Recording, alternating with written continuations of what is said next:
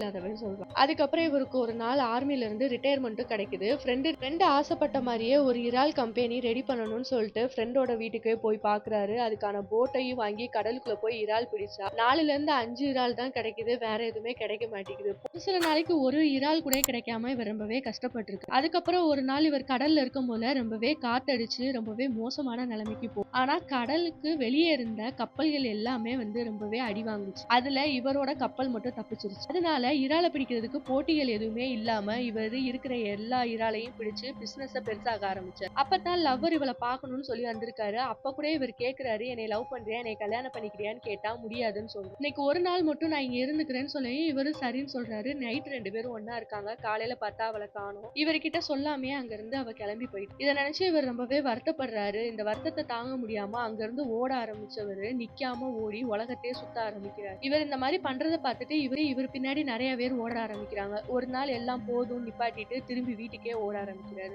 வீட்டுக்கு போனவருக்கு ஒரு லெட்டர் வருது அவருக்கு.